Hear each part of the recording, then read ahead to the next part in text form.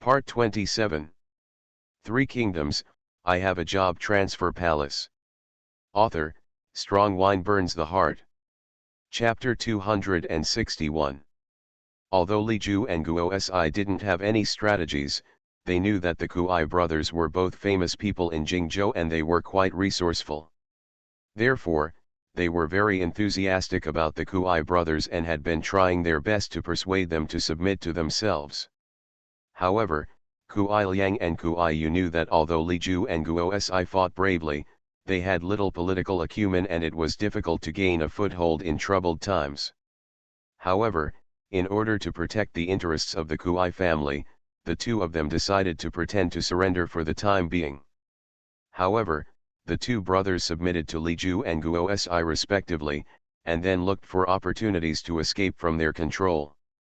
So Kuai Liang followed Li Ju, and Kuai Yu followed Guo Si. They persuaded Li Ju and Guo Si respectively to support their own troops and break away from Yuan Shu's control. After Dong Zhou's death, Li Ju and Guo Si briefly supported their own troops in Luoyang, so they already had strong ambitions. If Yuan Shu was a powerful prince, they might surrender, but Yuan Shu did not have much means to suppress them. Even if Lu Biao came to attack him, he would need Li Ju and Guo Si to help repel the enemy. In addition, the two of them originally served under Dongzhou, and Li Ju was convinced by Dongzhou's ambition and dominance, but now Yuan Shu is completely different from Dongzhou. Although he had Dongzhou's ambitions, he did not have Dongzhou's strength, and he had high ambitions and low abilities. All of this made Li Ju and Guo Si look down on Yuan Shu. If it weren't for the fact that the three princes Yuan Shao, Ma Teng, and Lu Buledin attacked Sisu together and Li Ju and Guo Bang were unable to resist, so they followed Jia Su's suggestion and settled in Yuan Shu's territory, they would not have listened to Yuan Shu's order at all. So the Kuai brothers tried to persuade Li Ju, and they were quickly persuaded to betray Daqin State openly and occupied Wuling County and Lingling County in Jingzhou to support themselves. Later, Kuai Liang and Kuai Yu started to sow discord around Li Ju and Guo Si respectively, saying bad things about each other, which caused Li Ju and Guo Si to resent each other little by little. The two Kuai brothers thought that their actions were perfect and no one could see it, but what they didn't know was that everything they did fell into Jia Su's eyes. As early as when they surrendered, Jia Su was very suspicious that they were obviously brothers, but they had to separate from each other to serve Li Ju and Guo Si respectively. At that time, Jia Su guessed that the two of them must have other intentions, so he had been secretly observing every move of the Kuai brothers. As a super strategist, Jia Su's intelligence and strategy are far superior to the two Kuai brothers, and he has long been accustomed to hiding behind the scenes, so the two Kuai brothers have no defense against Jia Su. However, although Jia Su saw the plan of the two Kuai brothers, he not only did not stop the two, but also did not expose the two. Instead, he kept hiding in secret and observed the reactions of Li Ju and Guo Bang. He hoped that Li Ju and Guo Si could see the abnormalities of the Kuai brothers with their own abilities, but to his disappointment, Li Ju and Guo Si had no feeling at all, and even became more and more dissatisfied with each other. Trust. Seeing this situation, Jia Su was extremely disappointed, so he began to secretly break away from Li Ju and Guo Si little by little, and instead supported Zhang Xiu. With the help of the Kuai brothers, Li Ju and Guo Si gradually forgot about Jia Su's existence. The biggest reason why Jia Su chose Zhang Xiu was that Zhang Xiu, like him, was from Wubai County, Liangzhou, and they were from the same hometown. Since Dongzhou's death, Li Ju and Guo Si were the two most prestigious remaining generals under Dongzhou. Zhang Xiu followed his father Zhang Ji and stayed with Li Ju and Guo Si. But not long after, Zhang Ji died of illness in Wanjing, so Zhang Xiu took over Zhang Ji's tribe. However, because Zhang Xiu was not old, he was not in the inner circle of Li Ju and Guo Si, so Zhang Xiu had been dissatisfied with them for a long time. But because he and Jia Su are from the same hometown, they often get together and have a good relationship. Now Jia Su is supporting Zhang Xiu, and the first thing he said to him is, "The Kuai brothers assisted Li Ju and Guo Si respectively, but they continued to sow discord between them. Now that they have resented each other, they must not be able to use it anymore. How long will it take for internal strife to break out and attack each other? Therefore, General Zhang must be prepared at any time. Once a battle breaks out, when one party dies and both sides suffer, General Zhang will quickly lead his troops to reap the benefits and control the Liangzhou army. It's in his own hands." After hearing Jie Su's words, Zhang Xiu was very surprised and asked, "Since, sir, you have seen the Kuai brothers' plan, why don't you remind the two generals and instead support them?" Jie Su replied, "The plan of the Kuai brothers is so simple, but not only can they not see through it, but they believe the words of a person who has just surrendered to them and cannot even guarantee their loyalty, and they have an internal conflict with their old brothers for many years. They are so stupid, even if I remind them this time I will inevitably do it again in the future. If I don't see it by then, won't I fall into someone else's plan and not even be able to save my life? So I must get away from them as soon as possible and find someone who is trustworthy and capable of taking charge of the Liangzhou army. People as stupid as them will not lead the Ziliang army to continue to develop." After listening to Jie Su's words, Zhang Xiu immediately understood Jie Su's thoughts and said that everything would be subject to Jie Su's arrangements. Sure enough, not long after, under the planning of the Kuai brothers, Li Ju and Guo Si not only broke out in internal strife, but also had a serious conflict. In the end, Li Ju took the opportunity to kill Guo Si. Just when Li Ju thought he could take all the Liangzhou army and Wuling and Lingling counties for himself, Zhang Xiu led thousands of his troops to surround Li Ju. When Li Ju saw this, he immediately knew that Zhang Xiu had already planned it, so without saying a word, he slashed at Zhang Xiu with his sword. However, Zhang Xiu is known as the king of spears in the north, and he is unrivaled in Liangzhou with his 100 birds Chaofeng spear. Even if Li Ju is Dongzhou's second best master after Lu Buletin, it will still be difficult to defeat Zhang Xiu. The two fought for less than 30 rounds. Zhang Xiu stabbed Li Ju in the heart with a spear. Then he twisted the spear and Li Ju fell off his horse and died on the spot. After Li Ju's death, Zhang Xiu became the person with the highest official position in the Liangzhou army under Dongzhou's command. Coupled with the prestige of his father Zhang Ji, Zhang Xiu successfully recruited the troops of Li Ju and Guo Si. At this time, Jie Su had already seen the ambitions of the Kuai brothers from their attitude towards Li Ju and knew that there would be no better development even if they continued to stay in Jingzhou. So Zhang Xiu, on Jie Su's suggestion, led the Liangzhou army into Yizhu. 3 Kingdoms, I Have a Job Transfer Palace. Author, Strong Wine Burns the Heart. Chapter 262. At this time, Yizhu was being fiercely attacked by Pangda. Since Pangda was extremely powerful and often led his troops to fight against the Qian cavalry who invaded Liangzhou, Zhang Lu was far from able to withstand his own force or the troops he led in battle. Seeing that most of Hanzhong had been lost, Lu Yan finally couldn't sit still. Even though he was suffering from illness, he insisted on coming out to preside over the political situation and sent Liu Bei, who had just surrendered to him, to Hanzhong to assist Zhang Lu in resisting Pound's army. Although Liu Bei had no advisors to advise him at this time, he had learned a lot of tactics after quelling the Yellow Turban Rebellion and participating in the 19 Princes Crusade against Dongzhou. Therefore, although his commanding ability is not as good as Pound's, it is still much stronger than Zhang Lu's. In addition, he has 2 super generals, Guan Yu and Zhang Fei. Although there is still a certain gap between his commanding ability and Pound's, with the strength of the generals, he can barely resist Pound's attack. However, this is only a temporary resistance. After Pound tested each other with Liu Bei at the beginning, he realized that there was a big gap between Liu Bei's ability and his own.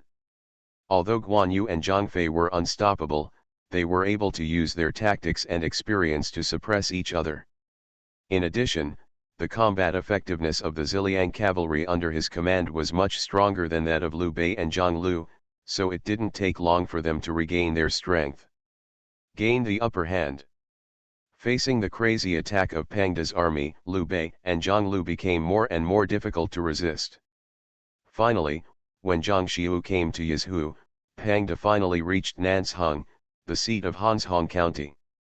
At this time, both Liu Bei and Zhang Lu had seen that Pound's army was full of momentum, and the morale of their own troops had already hit rock bottom after successive defeats.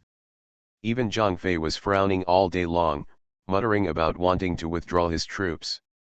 Therefore, after discussion, Liu Bei and Zhang Lu reluctantly decided that in order to preserve the remaining troops, they had to abandon Nansheng and lead their army back to Shu County to meet Liu Yan. At the same time, Zhang Xiu also led the Liangzhou army to Shu County to join Liu Yan. Zhang Xiu and Jie Su happened to meet Liu Yan when they met Liu Bei, who had withdrawn to Shu County. It was not that Liu Bei had done nothing in Yizhu during this period. He had been suppressing the alien rebellion in Yizhu under Liu Yan's orders, thereby winning over many people in Yizhu.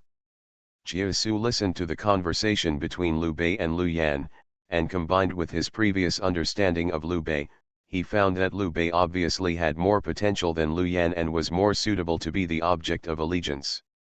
So after saying goodbye to Liu Yan, Jie Su came to Zhang Xiu's residence and secretly persuaded Zhang Xiu to join Liu Bei. Zhang Xiu was very surprised by Jie Su's proposal. After all, Liu Yan was the shepherd of Yizhu, and Liu Bei was just Liu Yan's guest, and it was Liu Yan who they had planned to seek refuge on the way to Yizhu. However, regarding Zhang Xiu's doubts, Jie Su gave an answer that convinced Zhang Xiu. He said to Zhang Xiu if Liu Yan were 20 years younger, there would be no problem in taking refuge with Liu Yan. But at this time, Liu Yan was too old and had no ambitions to fight for hegemony in troubled times. He only wanted to stay in Yizhu. Spend the rest of your life. But is it so easy to live in these troubled times? He has no ambitions. Sooner or later he will be annexed by other princes. By then we will become surrender generals, and we cannot control life or death in our own hands. Even if we survive, there will be no chance for a reduced general to continue to develop. Moreover, Liu Yan is already terminally ill at this time. I believe that it will not be long before he is able to drive to the west of Hexi. After his death, Liu Zhang will definitely take over as Yizhu Mu. But Liu Zhang must have Liu Yan. Yan is not much stronger. He has a weak character and is not suitable for surviving in troubled times. Presumably, like Liu Yan, he just wants to stay in Yizhu and be self-sufficient. But Liu Bei is different. He is like a bird temporarily entrenched in Jian. The dragon swimming in the stream will definitely fly into the sky once he has the opportunity. Moreover, he has always taken it as his mission to help the Han dynasty, and he will not be willing to stay under others for a long time. At this time, he has no capable people, so we take refuge in him at this time. We are like friends in need. It is said that it is easy to add icing on the cake, but it is difficult to provide help in times of need. If Liu Bei gains power, he will definitely reuse us. After listening to Jie Su's words, Zhang Xiu felt that what he said made sense, although he was not sure when Liu Bei would be able to fly. Soaring to the sky, but out of trust in Jie Su, he took the initiative to contact Liu Bei and joined Liu Bei's command. Although Liu Bei had never met Zhang Xiu before, his reputation as the king of spears in the north was already well known to him. Moreover, Zhang Xiu was different from Li Ju and other Liangzhou generals under Dongzhou. He was not Dongzhou's subordinate. He had been staying in Liangzhou in his early years and followed Liangzhou officials to resist the invading foreign tribes. Therefore, all the evil things Dongzhou did had nothing to do with him. It was only after Dongzhou's death that Zhang Ji recruited Zhang Xiu in order to expand his power. Therefore, Liu Bei was not disgusted with Zhang Xiu, and was even more happy for Zhang Xiu's surrender. As Zhang Xiu surrendered to Liu Bei, Jie Su also came out from behind the scenes to meet Liu Bei. Although Liu Bei did not know Jie Su, When it comes to knowing people, Liu Bei is definitely the best person in the world. Therefore, after a few words, Liu Bei was sure that the cold-looking middle-aged man in front of him was even more powerful than Su Shu in terms of strategy. Therefore, the joy of having Jia Su work for him has exceeded Zhang Xiu. After Jia Su met Liu Bei, the first thing he said to Liu Bei was to suggest that he replace Liu Yan and occupy Yizhu. When Liu Bei heard Jia Su's suggestion, he was shocked. He said this must not be done. Bei was defeated by Cao in Suzhou, and it was Lu Gong who took me in when he had no way out. How could I repay him with kindness and seek revenge on him? As for Yizhu, this will not only be true, but it is also unfair. This matter should not be mentioned again. Regarding Liu Bei's reaction, Jia Su had already guessed it, so he did not give up, but continued. He advised, my lord, don't give up the great cause of the world just for the sake of temporary fame. Now the world is in chaos, and the princes in various places are separatist and attack each other. Liu Yanshui is old and has long lost his ambition to make progress. Liu Zhang is even more weak in character. And I don't a Euro trademark T have the ability.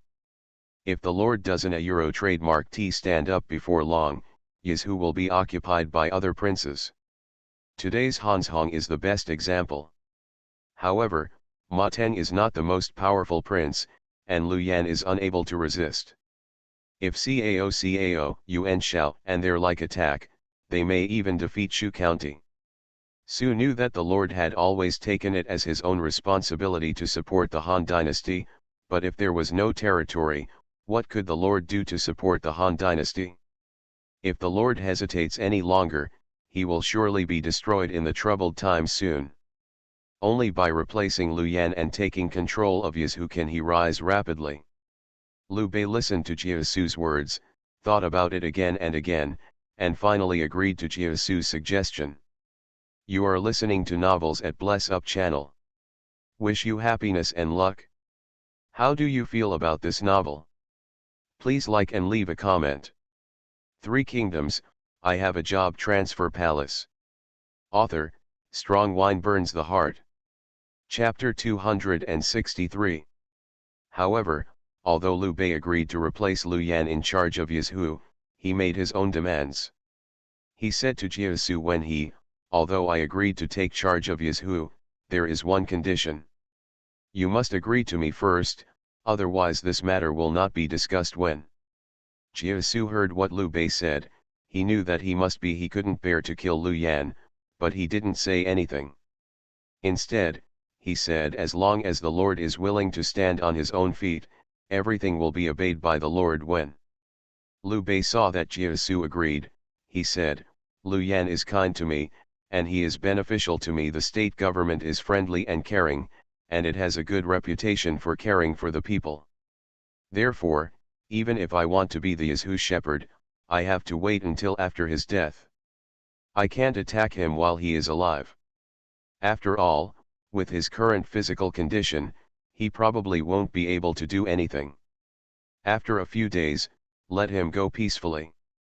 Jia Su had already thought of a countermeasure when Liu Bei opened his mouth, so he didn't say more, directly agreed to Liu Bei's request, and then returned to his residence.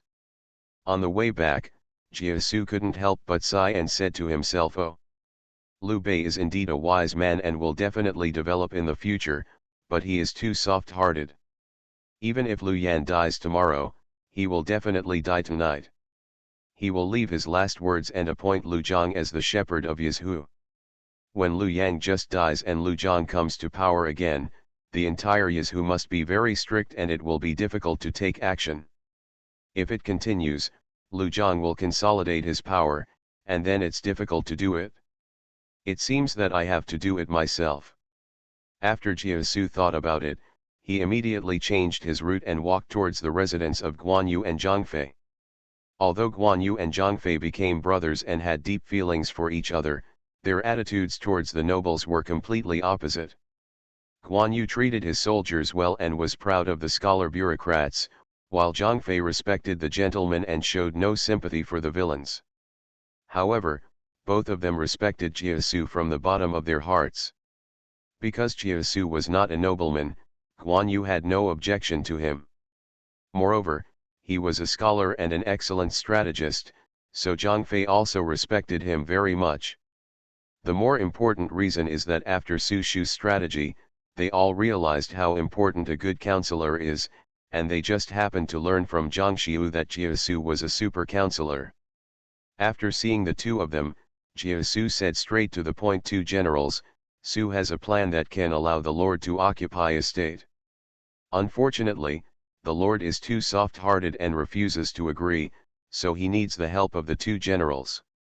Guan Yu and Zhang Fei had been wandering around with Liu Bei, and they had long wanted to have a stable territory, so when they heard Jiesu's words, they excitedly asked him how to act. At that moment, Jiesu recounted the conversation between himself and Liu Bei to them. In the eyes of Guan Yu and Zhang Fei, although they were very grateful to Liu Yan, once compared with Liu Bei, Liu Yan was no longer so important. So he agreed to Jiesu's plan and prepared to take action in advance to secretly get rid of Liu Yan without telling Liu Bei. Of course, in order not to make Liu Bei angry, they had to pretend that the matter had nothing to do with them. Although Jiesu knew that, even if Liu Bei knew that Liu Yan was killed by Guan Yu and Zhang Fei, he would not necessarily blame them, but at least they had to leave some space for Liu Bei. Save some face. So Jiesu began to tell Guan Yu and Zhang Fei about his plan. If you want Liu Yan to die suddenly in an accident and ensure that his death has nothing to do with Liu Bei, the easiest way is to let Liu Yan die outside Shu County. However, because Liu Yan was seriously ill at this time, he would hardly leave Shu County unless someone elsewhere could cure Liu Yan's illness. So Jiesu decided to send Guan Yu and Zhang Fei to the alien territory in Yizhu and spread rumors that a magical plant had appeared among the aliens. As long as people breathed within 1 foot of it for an hour, it could cure all diseases. After the news reaches Shu County, he will find a way to let Liu Zhang take Liu Yan to the foreign tribe for treatment. At that time, Guan Yu and Zhang Fei will provoke the conflict between the foreign tribe and Liu Yan and kill him with the help of the foreign tribe. Liu Yan and Liu Zhang.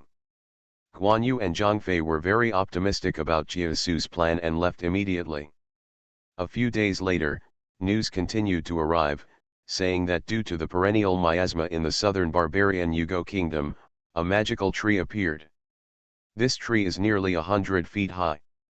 As long as a person stands within 1 foot of it, all diseases can be eliminated in an hour. Liu Yan was very excited when he heard about it and immediately asked Liu Bei to escort him to the Yugo kingdom. At this time, Jiesu suggested that Liu Yan should leave Liu Bei to defend Pound in Shu County, and Liu Zhang should escort Liu Yan to Yugo kingdom on the grounds that Pang De was in Hanzhong and would definitely attack Shu County if he learned that Liu Yan was absent. Cure. As a result, a few days later, news came from the Yugo kingdom that Liu Yan and Liu Zhang were killed by the army led by the leader of the Yugo kingdom because they broke into their forbidden territory. So Liu Bei naturally became the shepherd of Yizhu. At the same time, in order to win over the hearts of Yizhu, Liu Bei left Zhang Xiu to defend Pound in Shu County. He personally led an army with Jiesu and General Guan and Zhang to attack the Yugo kingdom to avenge Liu Yan. The reason why Guan Yu and Zhang Fei completed Jiesu's mission so smoothly was because they met a fierce general in the Yugo kingdom. He calls himself Wu Tugu, and he is the son of the previous leader of the Yugo kingdom. However, when he was a child, he was framed by the current leader, who killed his father and occupied the Yugo kingdom. Now he is practicing martial arts alone in the deep mountains and has become invulnerable. He wants to go back and take revenge, but he is at a loss because he is alone. It happened that Guan Yu and Zhang Fei went deep into the southern barbarians to complete Jiesu's mission and met this man by chance. They saw that he was 2 feet tall and had scales on his body, so they talked to him. As a result, Zhang Fei became more and more speculative as he chatted with him. The two drank a lot of wine and began to call themselves brothers. After learning the purpose of both parties, Wu Tugu hit it off with Guan and Zhang. He helped spread the news and killed Liu Yan and others. Guan Yu and Guan Yu persuaded Liu Bei to attack the Yugo kingdom to help him regain the throne. After pacifying the Yugo kingdom, Liu Bei saw that Wu Tugu was a peerless general comparable to Liu Buledin, and immediately supported him as the leader of the Yugo kingdom and gained his allegiance. At this point, Liu Bei completely controlled Liu Yan's forces in Yizhu, and found two more super generals Chen Dao and Wei Yan. Subsequently, Liu Bei, under Jia Su's plan, sent Guan Yu as the commander-in-chief and Wei Yan as the vanguard, led an army of 50,000 to attack Hanzhong, successfully repelled Pangda's army, recaptured Hanzhong, and allowed Zhang Lu to continue to serve as the prefect of Hanzhong. By this time, the princes from all sides had suffered from serious food consumption due to long-term wars, so they all stopped sending troops abroad, and the world fell into a strange calm. At this time, Lu Feng established the Dragon Kingdom on his own under the advice of Guojia and Sun Yu, and ascended the throne and proclaimed himself emperor. 3 Kingdoms, I Have a Job Transfer Palace. Author, Strong Wine Burns the Heart. Chapter 264. As early as when Han Xian Emperor Lu Zigong was killed by Li Eryu, Lu Ji, Huangfu Song, and Zhu Jun, who were taken to Liaodong by Lu Feng, joined Cai Yang to request Lu Feng to take over the throne of the Han dynasty and proclaim himself emperor.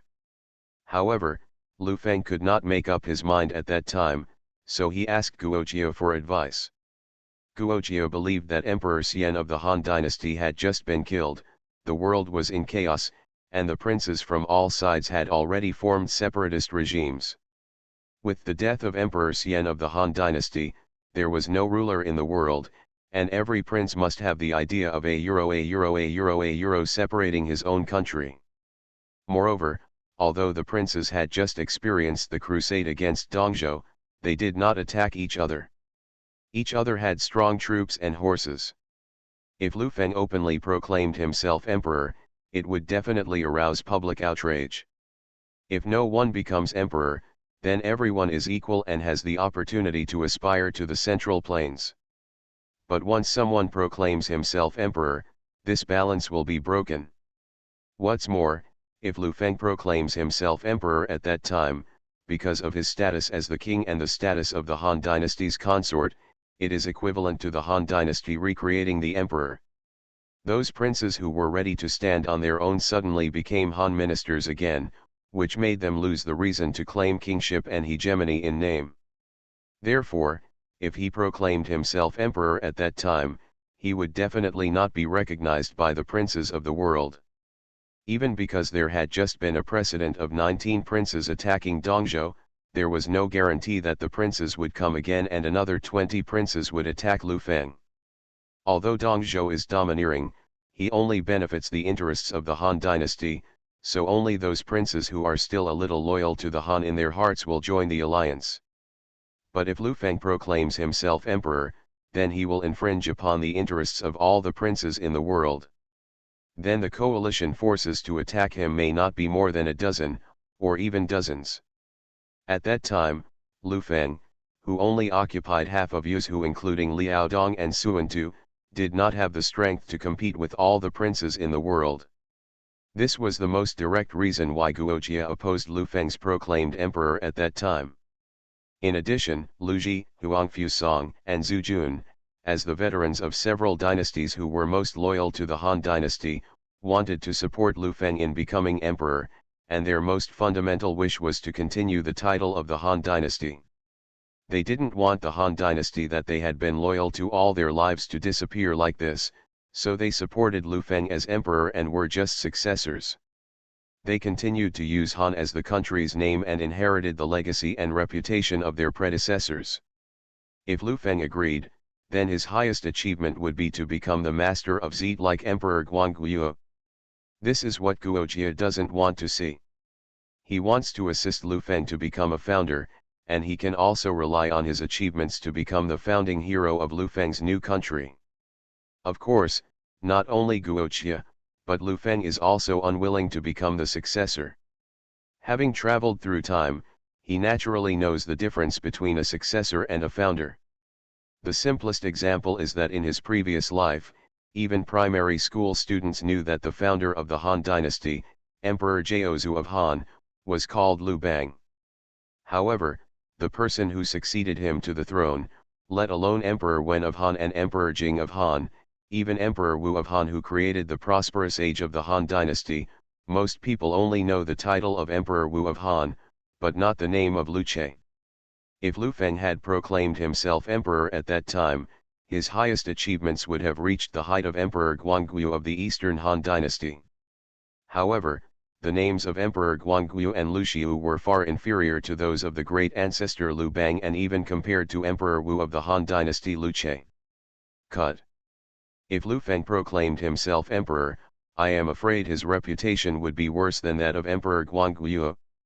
Therefore, neither Lu Feng nor Guojia wanted to proclaim himself emperor immediately at that time.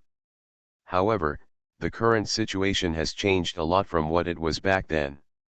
First of all, after many years of continuous battles among the major princes, the weak ones such as Zhang Miao and Lu Yu have been eliminated. Although the remaining ones are strong, they have already entered a period of exhaustion due to continuous battles. Not only was food consumption serious, but the soldiers were also exhausted. Therefore, even if Lu Feng proclaimed himself emperor, they would not have the energy to conquer again. Secondly, the Han dynasty has been destroyed for a long time, and during this period, Yuan Shu has taken the lead in proclaiming emperor. Lu Feng's proclaiming emperor at this time will not become a target of public criticism. Of course, the two most important reasons are that at this time Lu Feng occupied the four states of Jizhu, Qingzhou, Yuzhou, and Yizhou, and had become the most powerful prince in the world. At this time, even if all the princes such as Yuan Shao and Cao unite to attack him, he is fully capable of protecting himself or even repelling them. Another point is that when Lu Feng proclaims himself emperor, he will no longer use the name of the Han dynasty. Instead, he will establish the Dragon Kingdom and become the founding king of a brand new country. It is precisely based on the above reasons that Guojia established Lu Feng as emperor when all the princes were dying, and Lu Feng naturally would not refuse. After a series of arrangements and preparations, Lu Feng proclaimed himself emperor 3 days later, on January 1, 190 AD, in the Qiuxin capital city of Anping, Jizhu, with the title of Jianggulang, the reign name of Shenlong, and occupied Yuzhou and Qingzhou. Jizhu and Yizhou. The establishment of a new empire is naturally inseparable from the assistance of ministers, so after Lu Feng ascended the throne, the first thing he did was prepare to entrust hundreds of officials. At present, the two most important people under Lu Feng are Guojia, who has joined Lu Feng since the Dragon City Poetry Society and has been assisting him for many years, working hard and without complaint, and Guojia, who although he has not been here for a long time, is very famous and capable. Sun Yu. For these two super counselors, Lu Feng would naturally not treat them badly, and would definitely regard them as his most important support. And it just so happens that although the two are both top super counselors, their areas of expertise complement each other. Guojia was good at military affairs and had great talents in marching and fighting, making judgments on the battlefield, and formulating plans. Therefore, Lu Feng appointed Guojia as the Prime Minister of Zhou, with full power in charge of the military affairs of the Dragon Kingdom. Although Sun Yu was also very capable in the military, he was mainly good at strategy and various internal affairs. With him, Lu Feng did not have to worry about the government affairs of the Dragon Kingdom, so Lu Feng appointed Sun Yu as the right Prime Minister, with full power in charge. Government affairs of the Dragon Kingdom. After the most important Prime Minister is confirmed, the next step is to rely on the military generals to gain a foothold in troubled times. Among all the generals under Lu Feng, Taishi Ci, Zhao Yun, and Dian Wei were the most powerful and capable, so Lu Feng named Taishi Ci the general of Zhenbei, Zhao Yun the general of Zhenese, and the general of Dian Wei Zhengzi. Although Su Rong had followed Lu Feng for many years, he was not strong in military force. Secondly, he was good at defense and almost never went on expeditions with Lu Feng, so his military merit was not high. Therefore, Lu Feng named Su Rong the general of Pingbei, but he was also good at defense. Foreign animal husbandry. In addition, because of Su Shu's outstanding ability and military and political skills, Lu Feng named Su Shu the shepherd of Qingzhou and guarded Qingzhou. In addition, Lu Feng also made Lu Ji, Huangfu Song, and Zhu Jun the three princes. Although their official positions were very high, they had no real power, which was suitable for the three of them to provide for themselves in old age. Three Kingdoms, I Have a Job Transfer Palace. Author, Strong Wine Burns the Heart. Chapter 265. In addition to these officials, there are also some people who originally served or worked under Lu Feng but did not receive official positions. For example, Cai Yang, a great scholar today, has also become Lu Feng's father-in-law. Originally, Lu Feng wanted to give Cai Yang a high-ranking official to support him in his old age, but Cai Yang refused. Perhaps a few decades ago, Cai Yang was unable to serve as an official because of the ban on the party because of his great talents. At that time, he felt very unfair and wanted to become an official to prove his talents. But now that he is older, he has long lost the desire to fight. Coupled with his many years of teaching career, Cai Yang feels peaceful and contented. Therefore, Cai Yang clearly told Lu Feng that he did not want to become an official. He just wanted to stay at Longcheng Academy with peace of mind as the dean, educate children, and continue what he had learned throughout his life. Naturally, Lu Feng could not refuse Cai Yang's idea, and he had great respect for this old man who was willing to devote himself to education silently. To this end, Lu Feng specially asked Longcheng craftsmen to build a 1-foot-tall bronze statue of Cai Yang and quietly placed it in the courtyard of Longcheng Academy at night. As a result, as soon as the students entered the academy early the next morning, they were immediately attracted by this lifelike bronze statue. They did not disperse until Cai Yang came after hearing the news. This bronze statue was personally crafted by Longcheng's third-level craftsman, and it naturally completely restored Cai Yang's appearance. Cai Yang stood in front of it and looked at it, as if he was looking at himself in the mirror. Although Cai Yang refused to become an official, he loved the bronze statue given to him by Lu Feng. In addition to Cai Yang, Ma Chao, the current commander of the Dragon City Cavalry, has also not been appointed by Lu Feng. After all, although Ma Chao temporarily served under Lu Feng as the commander of the Dragon City Cavalry, he did not completely submit to Lu Feng. He was just Lu Feng's disciple and learned martial arts from Lu Feng. Moreover, his father Ma Teng was also a prince in Liangzhou at this time. Although he had a secret alliance with Lu Feng, he was not Lu Feng's subordinate after all, and he would even proclaim himself emperor in the future. If Lu Feng openly appoints Ma Chao, it will make the world think that Ma Chao has completely surrendered to Lu Feng. If Ma Teng becomes emperor in the future, he will be in a dilemma. Ma Teng may also think that Lu Feng wants to occupy his son, and thus feels resentful towards Lu Feng. This is obviously not what Lu Feng wants to see. Therefore, he did not give Ma Chao an official title. Ma Chao knew this very well and did not ask Lu Feng. He was even more grateful to Lu Feng for leaving some room for him. After sealing off the officials in the DPRK, Lu Feng's own harem also needed to have a priority. Originally, in Lu Feng's mind, because Cai Yan was the first to make an engagement with Lu Feng, and the two came together through free love, Lu Feng originally wanted to make Cai Yan his queen. However, Cai Yan has been taught by Cai Yang since she was a child. Not only can she distinguish right from wrong, but she is also very rational. After she discussed with Diao Chan, the two of them took the initiative to find Lu Feng to express their thoughts.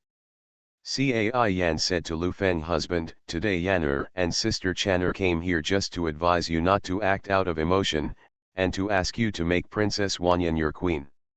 Lu Feng felt very happy after hearing Cai Yan's words. Surprise. Although it was his first time to experience this, he had watched many ancient dramas in his previous life. He knew that the fight between the concubines in the emperor's harem was no easier than fighting on the battlefield, and the level of intrigue was even more cruel.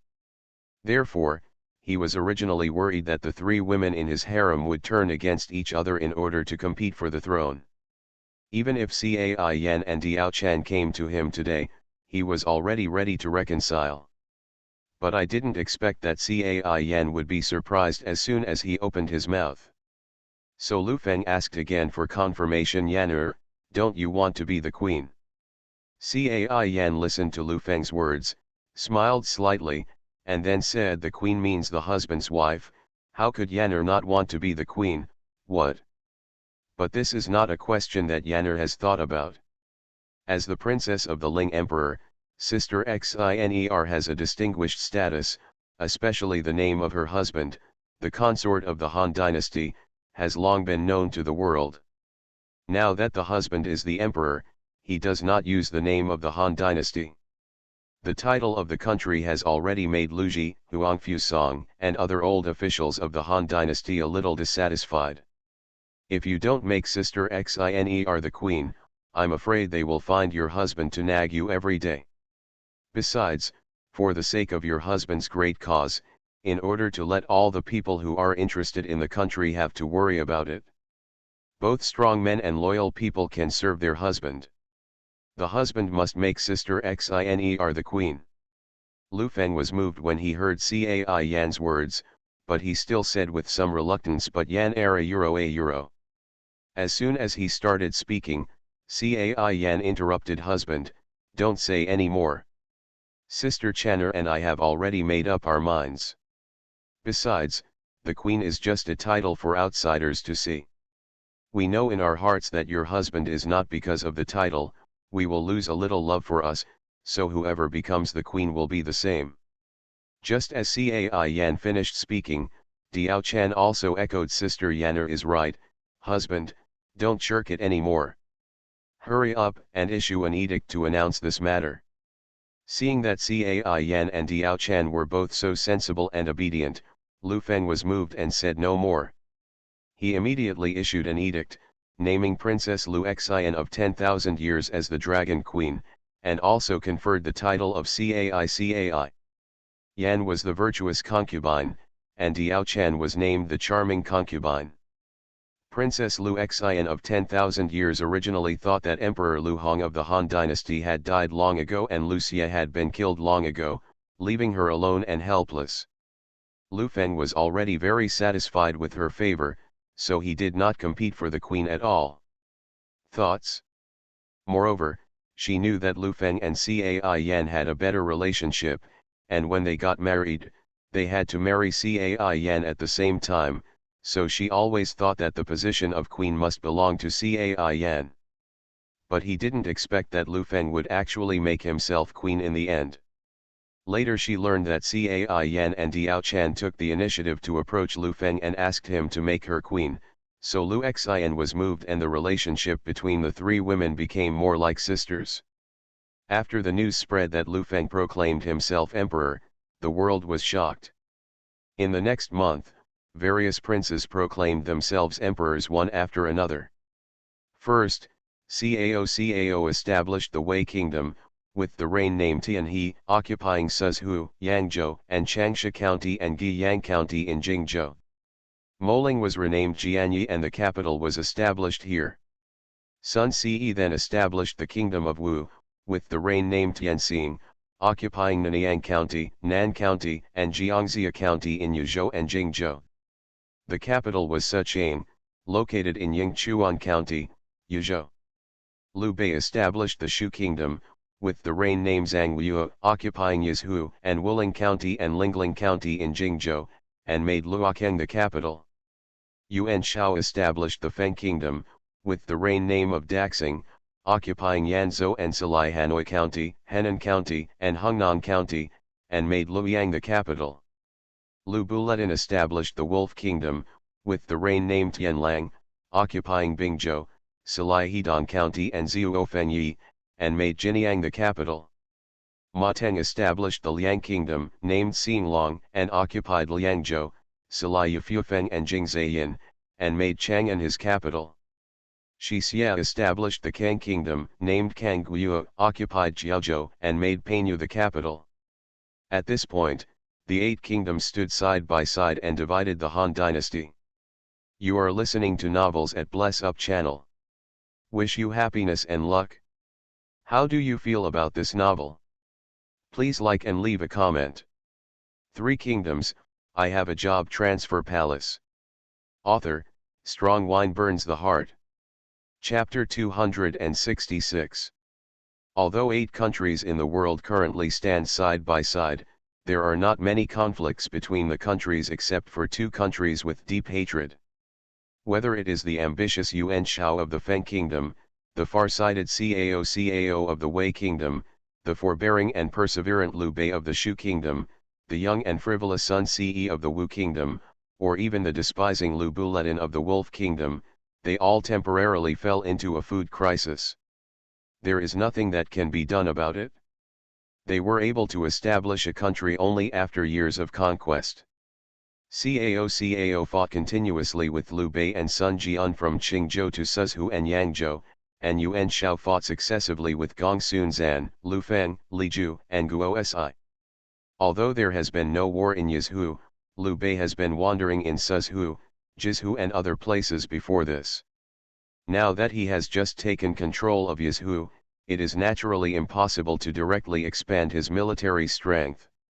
As for Sun Ce, he only found the land of Yuzhou after his father was killed in battle, living under the fence, fighting continuously, killing enemies, and many other battles. If not for Yuan Shu's support before, he would not have been able to kill Liu Biao. Now as he established the Wu state and rebelled against Daqin state, Yuan Shu naturally would no longer continue to provide him with food and grass, so he had to stop all fighting. Nowadays, the only one with sufficient food and grass is the Kang kingdom of Jiaozhou Shixi. However, although the Kang kingdom has never participated in the battles because it has been away from the disputes in the Central Plains for a long time, and the local area is almost uncivilized and filled with miasma, the other princes have no intention of attacking Jiaozhou. But just because Jiaozhou was far away from the Central Plains, Shi Xie did not want to participate in the melee between the various princes in the Central Plains.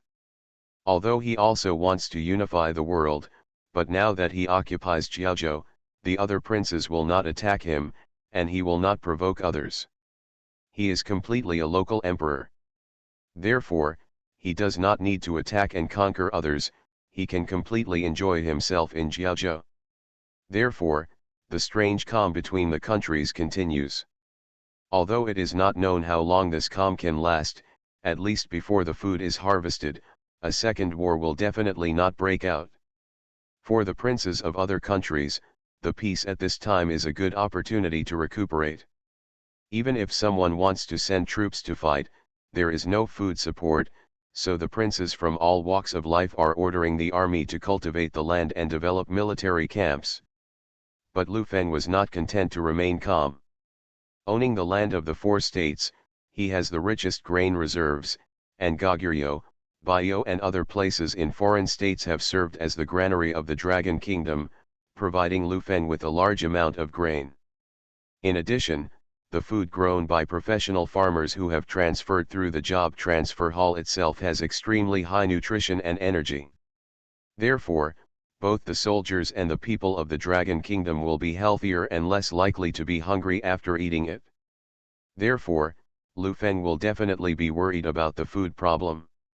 The bigger reason why he stopped sending troops was to consolidate his power in Qingzhou and Jizhou to avoid problems such as the unstable foundation mentioned by Guoqia. However, although he could not send troops to start a war, Lu Feng, who had traveled through time, was still very clear about various war methods in later generations. At least, economic wars could be fought.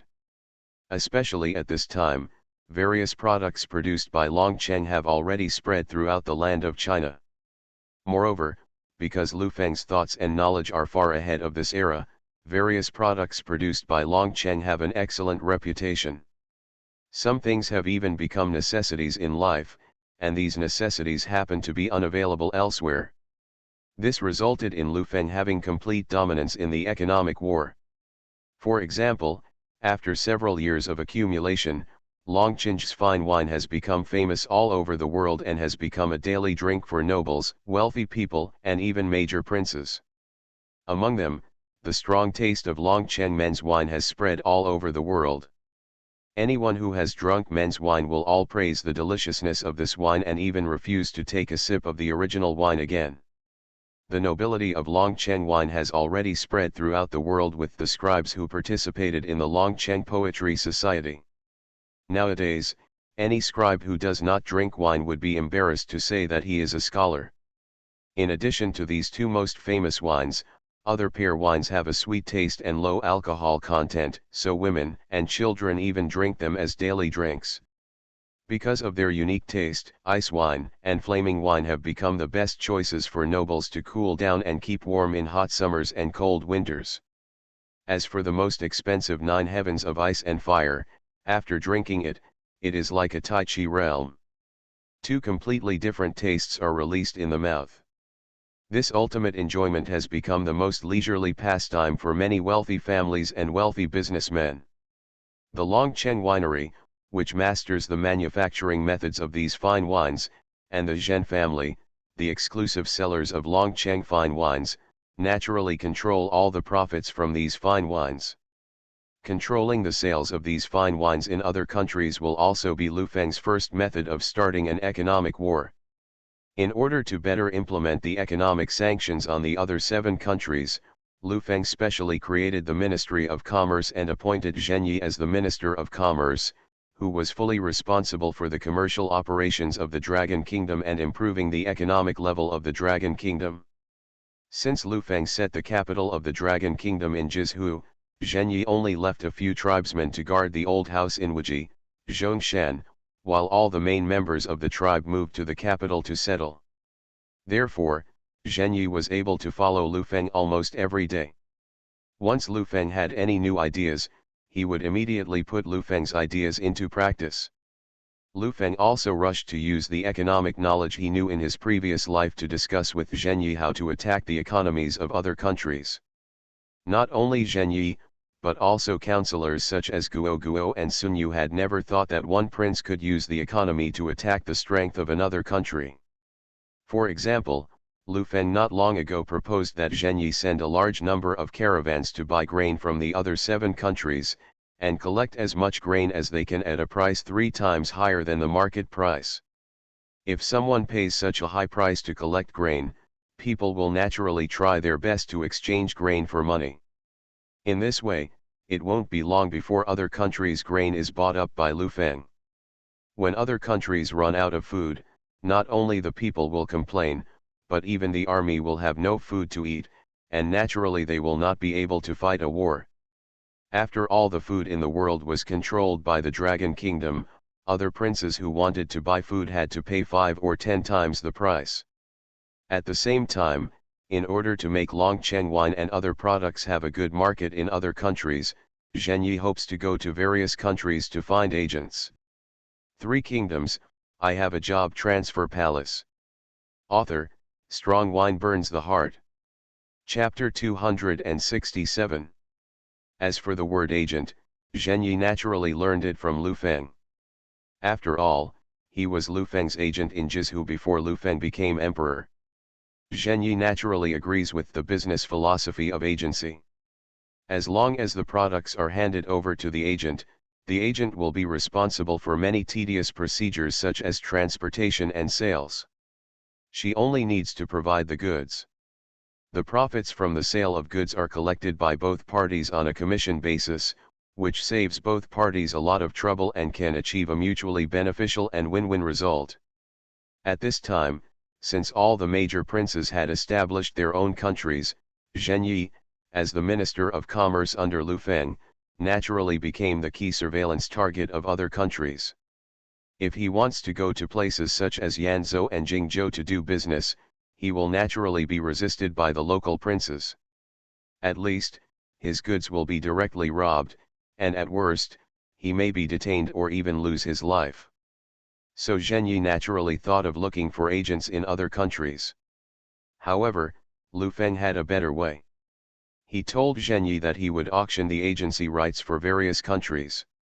However, before the auction of the agency rights for goods produced by Long Cheng, Lu Feng had another more important plan to implement. Since Zhenyi's caravan traveled to various places to purchase grain, and purchased it at a price 3 times higher than the market price, it naturally required a large amount of money. Because the Han dynasty had just perished, and the current 8 kingdoms had just been established, and the monarchs of each country wanted to expand their territories, they did not have time to develop new currencies, and the Han currency was still used. Therefore, before the Zhen family's caravan set off, Lu Feng ordered the treasury to produce a large number of Han copper coins to meet the caravan's need to purchase food. As money is manufactured in large quantities and circulated into the market, financial bubbles will inevitably occur. Items that can be purchased with 1 copper coin may rise to the price of 5 or even 10 copper coins. By then, money will no longer be money, and people in other countries will be even poorer, and civil strife may even break out. Guojia and Sun Yu also thought of this possibility. However, although they were smart and resourceful, they did not know much about business, so the two of them went to Zhenyi to ask if this would happen. Zhenyi, who was the minister of the Dragon Kingdom's Ministry of Commerce and had been doing business all his life, naturally thought of this, and he was also very worried about it.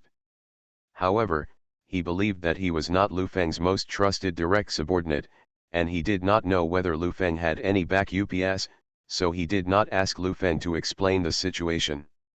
However, when Guojia and Sun Yu, the two main plotters of Lu Feng, came to question her, Zhenyi knew that Lu Feng had not discussed it with them, and he might not even have thought of this. So he quickly confirmed the situation with the two of them and found Lu Feng to explain the matter. However, facing the 3 people who rushed over in a hurry, Lu Feng listened to their concerns. Not only was he not anxious at all, but he smiled slightly. Seeing Lu Feng's expression at this moment, Guoqia and the others finally knew that Lu Feng had actually been prepared for it, but he just didn't tell them. Lu Feng smiled and said, Feng Xiao, Wenruo, Zhen Lao, in fact, I had a countermeasure to your worries when I decided to create more coins. I decided to launch a brand new currency, a Dragon the Country Euro trademark S exclusive currency. As long as you want to buy things in the Dragon Kingdom, you must use this newly launched currency. Whether it is common people or officials, even businessmen and people from other countries who temporarily come to the Dragon Kingdom to do business or play. This is the case. Once this happens, the things you are worried about will never happen in our country. Instead, we can take this opportunity to attack the national power of other countries. After hearing Lu Feng's words, the 3 people's eyes lit up. The birth of a new country will inevitably new currencies will be produced. This was the case for the Qin dynasty that unified the world, and the same was true for the Han dynasty. Lu Feng could think of this, and he had obviously fully entered the role of the founding king. But before Lu Feng finished speaking, he continued, didn't Mr. Zhen say that he wanted to find an agent? Last time I told you that I wanted to auction the agency rights. This matter will be done after the new currency is fully used in the Dragon Kingdom. After that, we can move forward. Caravans from various countries who want to obtain agency rights must bid in the new currency when they come to participate in the agency auction, and when they come to the Dragon Kingdom to purchase goods in the future, they must also use the Dragon Kingdom Euro trademark S new currency. After hearing this, after Feng's words, Zhenyi immediately clapped her hands and said, Your Majesty is wise. Because our country's Dragon City fine wine and other goods have become daily necessities for princes, nobles, children of aristocratic families and even common people, so caravans from all countries must come to our country to purchase goods. So, there is no need to worry that they will refuse to come to our country for transactions because the currency is not circulating. In this way, the currency of the Dragon Kingdom will be easily spread to other countries. Compared to Zheng Yi, who is interested in the currency's liquidity, Sun Yu keenly pointed out the possible risks of Lu Feng's implementation of the new currency.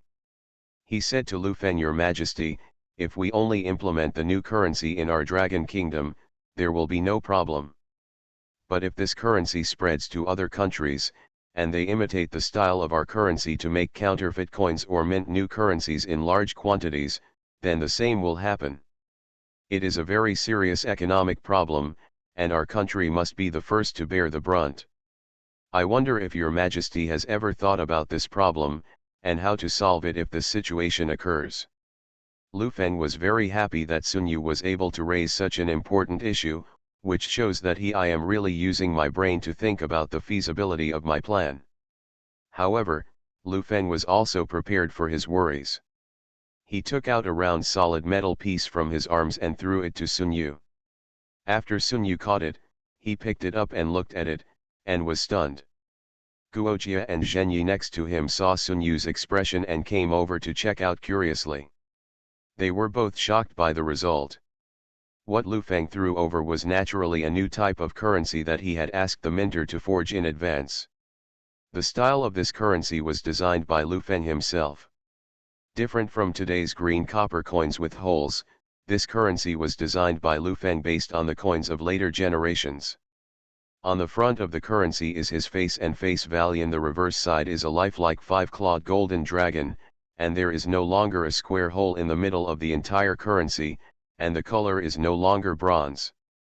This currency was cast by Lu Feng by the foundry master who had transferred from the job transfer hall. The surface is dazzling silver and will reflect other colors in the sunlight. This is the skill of the Dragon City forger, and it can be used to prevent counterfeiting.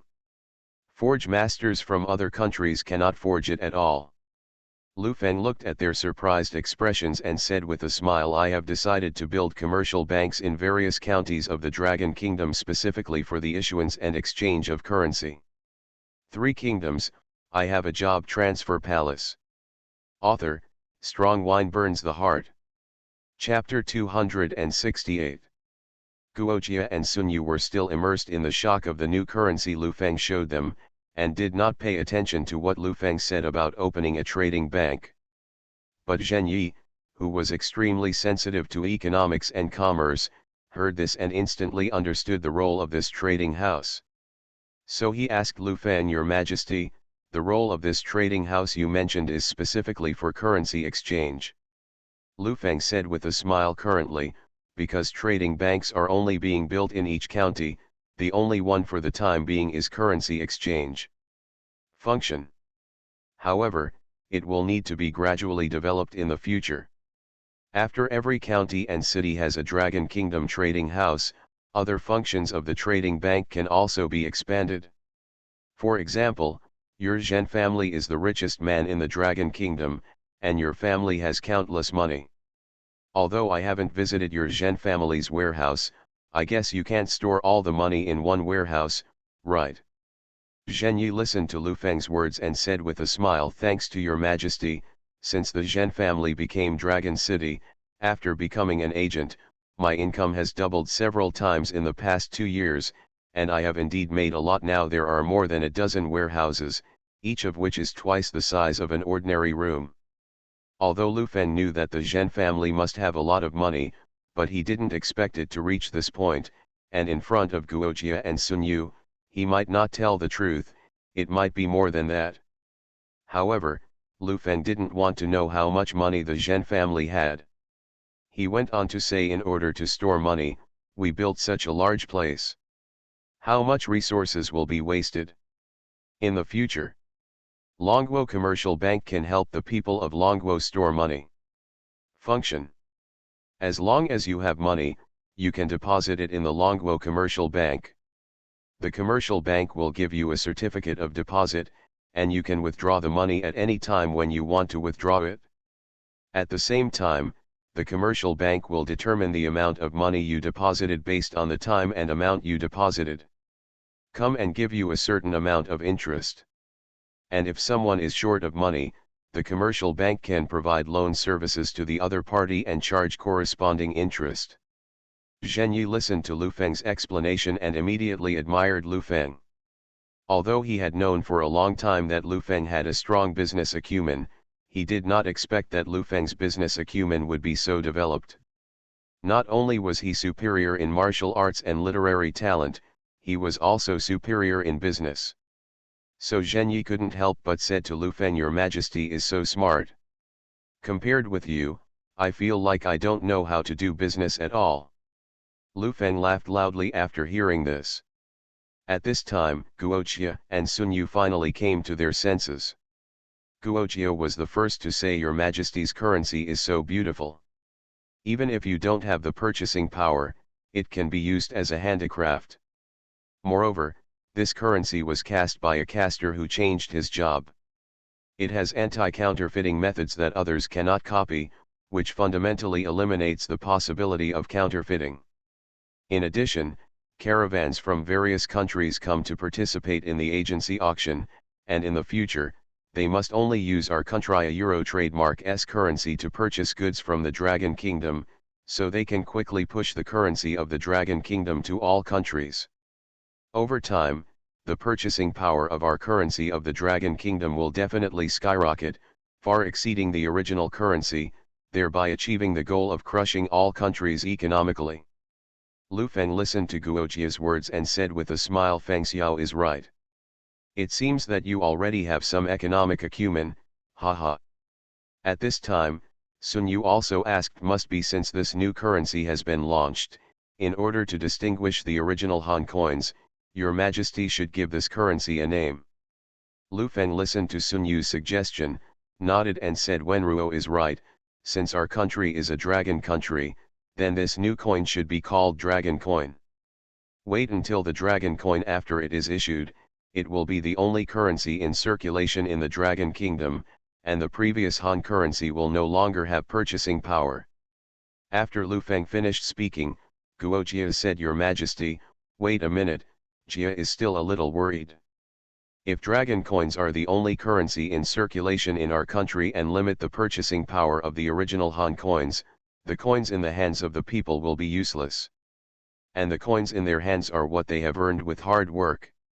If they are gone all of a sudden, if their use is no longer useful, they will inevitably be dissatisfied. And not only the common people, but also the wealth in the hands of the aristocratic families is countless. This is also a manifestation of their superiority to the poor people. If His Majesty abolishes the original purchasing power of Han coins, the wealth of the aristocratic families will disappear in an instant, and let them start from scratch to accumulate wealth like the poor people, they will definitely be dissatisfied. Therefore, if it is directly abolished, it will inevitably cause public outrage. The people can be easily solved, but the aristocratic family cannot, and they are very likely to dissatisfaction, and even mutiny. If a few of them collude with enemy countries, and when our country breaks out at war with other countries, they will jump out and cooperate with the enemy countries internally and externally, I am afraid that no matter how powerful our country is, it will be difficult to resist. Therefore, Your Majesty must make plans in advance. The purchasing power of Han coins cannot be abolished across the board." After Guoqia finished speaking, Sun Yu also echoed, obviously agreeing with Guoqia's views. However, after hearing this, Lu Feng just smiled and said nothing. At this time, Zheng Yi said to Prime Ministers, "When you were shocked by the dragon coin just now, His Majesty said that he would open a Dragon Kingdom trading company. I don't know if you two have any, didn't you hear?" Guoqia and Sun Yu glanced at each other, and then looked at Zheng Yi with blank expressions on their faces. Seeing this, Zheng Yi explained the role of the trading house to Lu Feng, and added, "I guess Your Majesty wants to use the Longguo trading house to allow the people of the Dragon Kingdom to exchange their original copper coins for dragon coins." After listening to Zheng Yi's guess, Lu Feng said with a smile, "Mr. Zhen's guess is right. This is my idea. Tomorrow I will find more casters and ask them to go to the job transfer hall to transfer jobs, and first transfer the money into the treasury. All Han-made copper coins were handed over to them and asked to be recast in the furnace. The copper coins were reforged into dragon coins. Then an edict was issued to notify everyone in the Dragon Kingdom, whether they were ordinary people or officials and merchants from the 4 states, to go the Longwo commercial banks in each county exchange dragon coins for equal value. This way, the money in their hands will not be wasted. However, the time for exchanging dragon coins must be limited, only 1 month. After 1 month, no one will exchange it anymore. And at the same time, the copper coins in hand will be directly invalidated. This can also ensure that no one will collect copper coins from other countries to exchange. After hearing Lu Feng's words, Guoqia and the other 3 people no longer had any other questions. The plan was proposed to Lu Feng early the next morning and was approved by everyone. Half a month later, the construction of Longwo commercial banks in each county was completed, and the dragon coins minted from the copper coins in the treasury were also transported to various commercial banks. Because of the Dragon Emperor's fame and prestige, everyone in the Dragon Kingdom immediately went to the Dragon Kingdom Commercial Bank to exchange dragon coins, and all the collected copper coins were recast. After a month like this, there were no more copper coins in Dragon Kingdom, and dragon coins became a new currency in circulation. You are listening to novels at Bless Up channel. Wish you happiness and luck. How do you feel about this novel? Please like and leave a comment. 3 Kingdoms, I Have a Job Transfer Palace. Author, Strong Wine Burns the Heart. Chapter 269. A month later, dragon coins became the only currency in circulation within the Dragon Kingdom. The previous Han copper coins completely turned into brass and were no longer useful. During this period, some officials from the Dragon Kingdom raised their concerns, that is, dragon coins were only manufactured and circulated in the Dragon Kingdom, but other countries still used Han-made copper coins. To them, the dragon coin was nothing more than a beautifully crafted instrument. Therefore, they are worried that the dragon coin will not be recognized by other countries and cannot be used.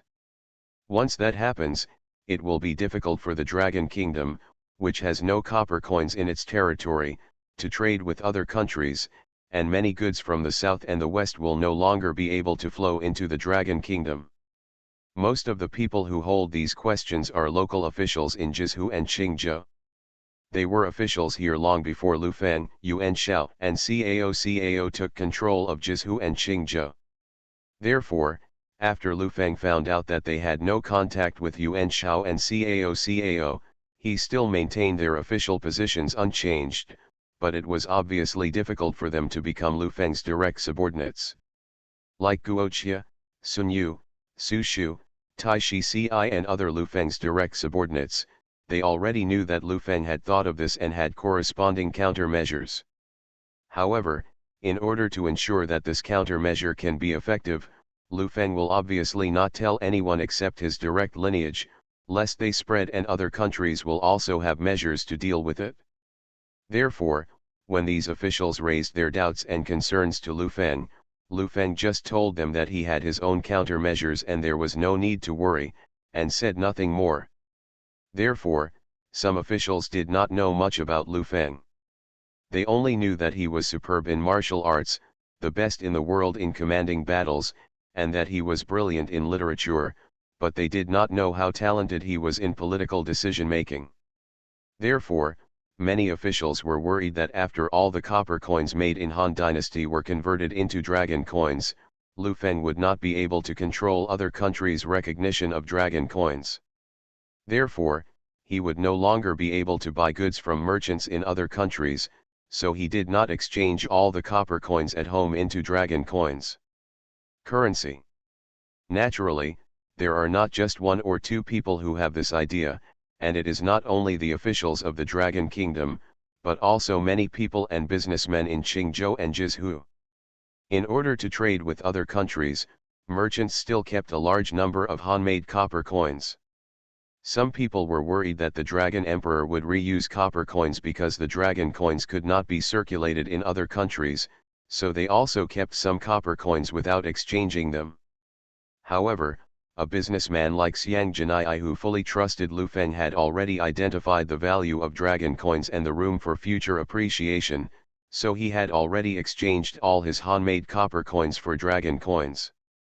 Not only that, Zhen Yi also ordered all his shops to sell goods at reduced prices, as long as the cost price was recovered, so he accumulated a large amount of copper coins again in a short period of time, and handed them to the trading house to be exchanged for dragon coins. Even Lu Feng was very surprised by Zhen Yi's move. He even said to Zhen Yi with a smile, "Mr. Zhen is indeed a big profiteer. His ability to amass wealth is really surprising." Zhen Yi responded to this. He just smiled and took the opportunity to praise Lu Feng's dragon coin reform. The dragon coin exchange system in the Dragon Kingdom was carried out vigorously, and the news naturally spread to his own country quickly from the spies of the Seven Kingdoms. The first one to get the news was naturally Bing Langguo, which was closest to Jizhu. Lu Buletin, the king of the Wolf Kingdom, naturally sneered at this. He said disdainfully, "Lu Feng, a kid, knows how to make these colorful intestines. Handmade copper coins are not only easy to use, but can also be circulated in all countries. His dragon coins are not only exquisitely made, but who else will, how about using it?"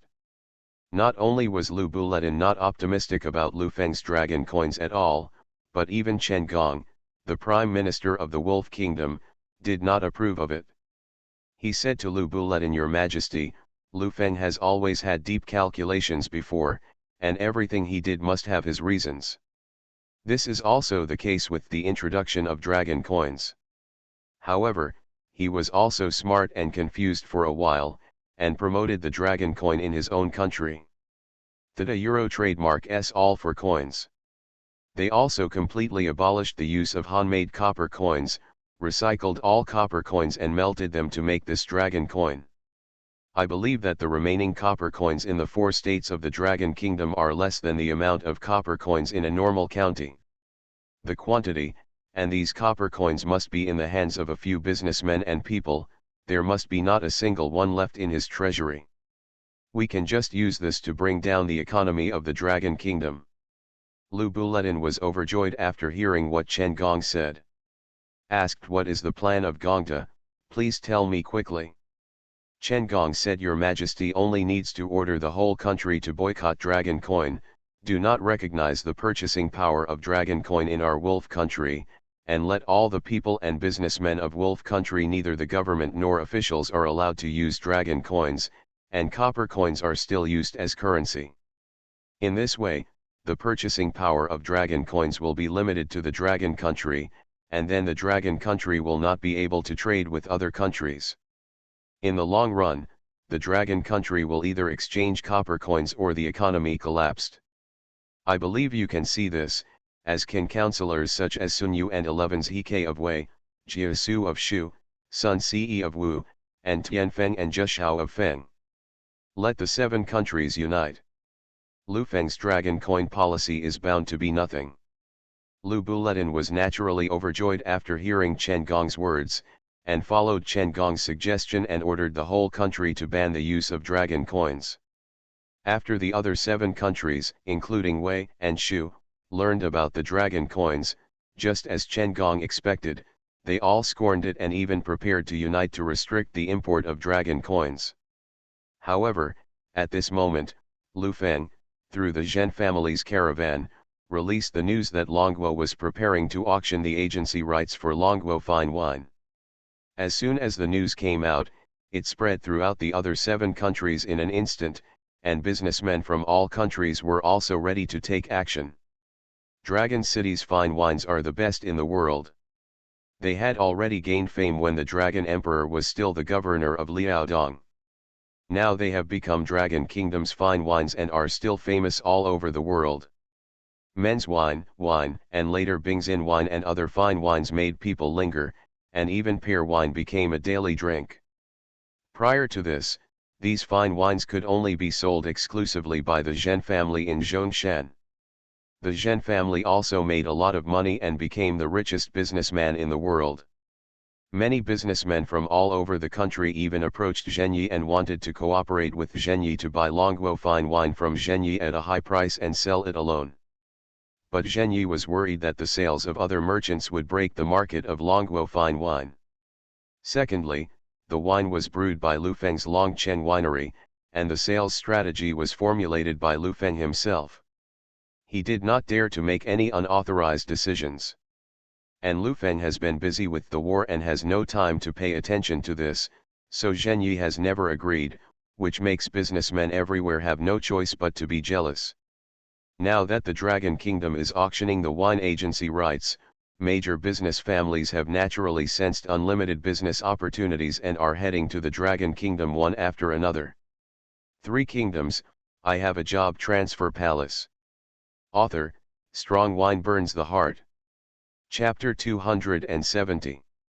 All the wealthy merchants and aristocratic families in the other 7 kingdoms, including Wei and Shu, all know that this Dragon Kingdom wine tastes great and makes people have endless aftertaste after drinking it. And if you can win the agency rights of fine wine in your country, you will definitely become a wealthy person like the Wuji Zhen family. Although they know that the Zhen family has been selling Longguo fine wine exclusively for many years, and the wealth they have accumulated has already surpassed other families, becoming other major families and the richest man in the world, they cannot surpass it in a short time.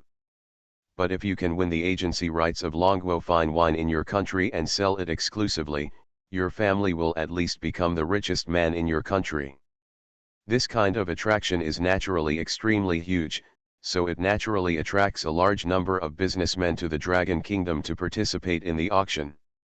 Countries are naturally very reluctant to do this. In order to cut off the trade channels between the Dragon Kingdom and other countries, Yuan Shao and other kings of other countries wanted to prohibit merchants from going to the Dragon Kingdom to participate in the auction. But before their ban spread out of the palace, they were stopped by Tianfeng, Zheshu, and others. Tianfeng said to Yuan Shao, "Your Majesty must not forcibly prevent merchants from going to the Dragon Kingdom. Although it is not what we want to see when they go to the Dragon Kingdom to participate in the so-called agency bidding, the fine wine of the Dragon Kingdom can bring the interests are far beyond what can be compared with other things. These businessmen have no profit and cannot afford to be early. With such huge interests, they will naturally try their best to fight for them. If His Majesty forcibly stops it, it will inevitably arouse public outrage, especially when other countries such as Wei and Wu have not banned it. If our country rashly orders a forcible ban, it may even cause riots. In today's troubled times, once internal strife breaks out in our country, Lu Feng of the Dragon Kingdom, Sun Ce of the Wu Kingdom, and Wei Cao and other vassal states bordering our country will definitely take advantage of the chaos to invade. At that time, our country may be in danger of destruction. Please think twice, Your Majesty." After hearing Tianfeng's words, Yuan Shao suddenly broke into a cold sweat and hurriedly withdrew his life. In fact, in Yuan Shao's heart, he was not willing to stop his country's caravan from going to the Dragon Kingdom to participate in the bidding for the agency rights of the Dragon Kingdom's fine wine. After so many years of spread of Longguo fine wine, Yuan Shao, as the leader of the new generation of the Yuan family in Runan, has naturally tasted the deliciousness of Longguo fine wine. And like other children of aristocratic families, after drinking men's wine, ice, and fire 9 heavens and other fine wines, he could not swallow the original wine at all. Therefore, in order to continue to drink the fine wine of the Dragon Kingdom, Yuan Shao actually did not mind that the Feng Kingdom caravan went to the Dragon Kingdom to participate in the bidding. The reason why he said that he wanted to order a ban was because he did not want the ministers of the DPRK to think that he was despondent with playing with things. Therefore, Tianfeng's advice played into Yuan Shao's heart, and he immediately withdrew his order prohibiting merchants from going to the Dragon Kingdom. In addition to Yuan Shao, other countries such as Cao, Lu Buletin, Sun Ce, and others were also very reluctant to allow merchants to go to the Dragon Kingdom, but they had no choice but to let it go because they were afraid of causing public outrage and were reluctant to part with the fine wine of the Dragon Kingdom. Half a month after the news that the Dragon Kingdom was going to hold a wine agency auction, the agency auction was held as scheduled in Xindu City, the capital of the Dragon Kingdom. As the head of the Wujizhen family who first cooperated with Lu Feng to sell Longguo's fine wines throughout the Han Dynasty, and now the Minister of Commerce of Longguo, Zhen Yi naturally presided over the auction. Moreover, Zhen Yi was not only the host of the auction, but also the person in charge of the entire process of the auction in Longguo during the entire auction period. After Lu Feng formulated the auction plan and overall requirements for the agency rights of Longguo fine wine, Zhen Yule was fully responsible for all other matters such as organization, reception, and introduction of specific rules. For this reason, Zhen Yi specially asked the printing factory of Longguo to print the rules of the auction on Longguo rice paper, and sent them to the major businessmen and aristocratic families who came to bid in advance. These businessmen and aristocratic families are willing to come to the Dragon Kingdom to participate in the auction, hoping to grab the exclusive sales rights of the Dragon Kingdom's fine wines in their own country. Therefore, it is natural to read and study the bidding rules issued by Zhen Yi carefully.